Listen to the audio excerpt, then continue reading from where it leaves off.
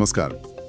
भारत के defence sector में आजकल आत्मनिर्भरता, सेल्फ रिलायंस, इस पर काफी जोर है। हाँ बिल्कुल, और खासकर दो चीजें बहुत चर्चा में हैं।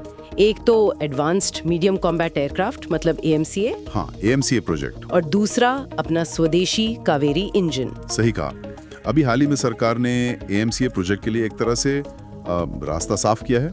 पब्लिक प्राइवेट पार्टनरशिप पर जोर रहेगा इसमें। और दूसरी तरफ वो सोशल मीडिया पर #फंड कावेरी इंजन ट्रेंड कर रहा है। हाँ, मैंने भी देखा, लोग काफी आवाज उठा रहे हैं। तो आज हम यही समझने की कोशिश करेंगे, जो भी जानकारी उपलब्ध है उसके आधार पर, कि ये फाइटर जेट टेक्नोलॉजी में आत्मनिर्भर बनने का हमारा सफर कहां तक पहुंचा है और क्या दिक्कतें आ रही हैं। बिल्कुल, चलिए देखते हैं।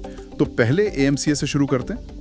ये भारत का पहला अपना 5वीं पीढ़ी का स्टेल्थ फाइटर जेट होगा। हाँ, स्टेल्थ इसकी सबसे बड़ी खूबी होगी, मतलब दुश्मन के रडार से छिप जाने की क्षमता। और सुपर क्रूज भी, बिना आफ्टर बर्नर के सुपरसोनिक स्पीड।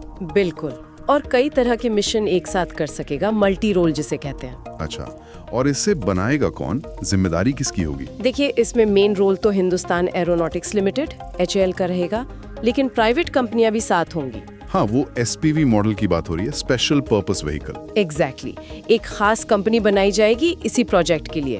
और टाइमलाइन क्या है, कब तक उम्मीद करें? टारगेट तो है कि 2028 तक पहली उड़ान हो जाए। 2028, ठीक है। और फिर टेस्ट वगैरह के बाद शायद 2034 तक सेना में शामिल हो जाए।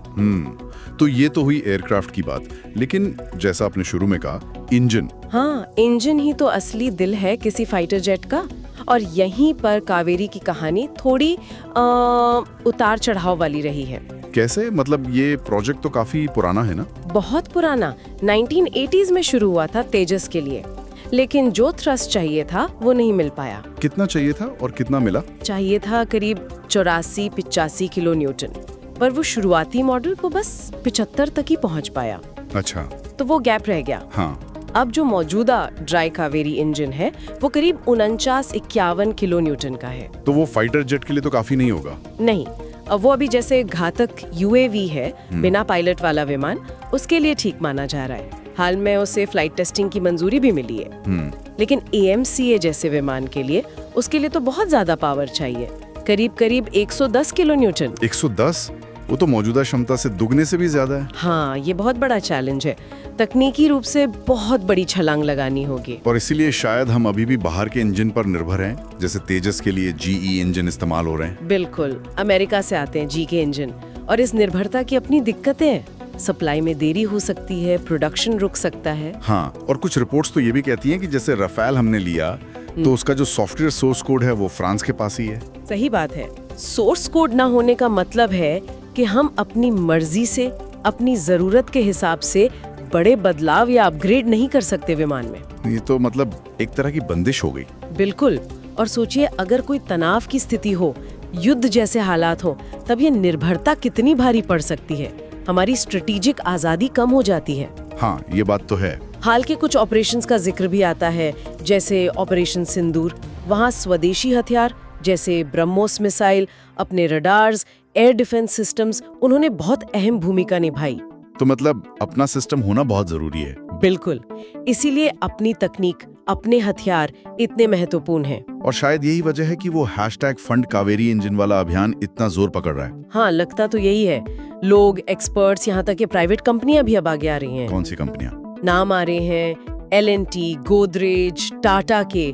ये सब DRDO के साथ मिलकर एक कंसोर्शियम, मतलब एक समूह बनाकर इस चुनौती को लेना चाहती हैं, सरकार से फंडिंग मांग रही हैं। ये तो बहुत पॉजिटिव डेवलपमेंट है। हाँ, और लोगों की भावनाएं भी काफी जुड़ी दी हैं इससे।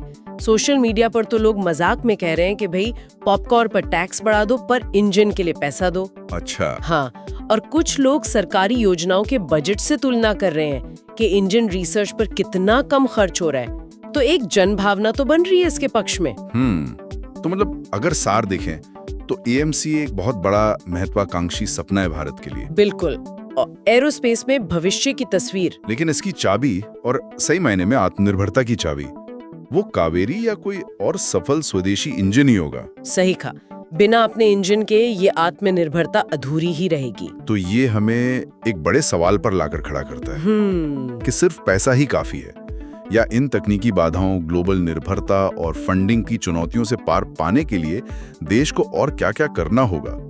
किस तरह की सोच, किस तरह की रणनीति चाहिए होगी? ये वाकई सोचने वाली बात है।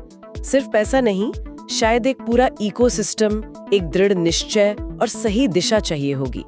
इस पर विचार करना बहुत जरूरी है।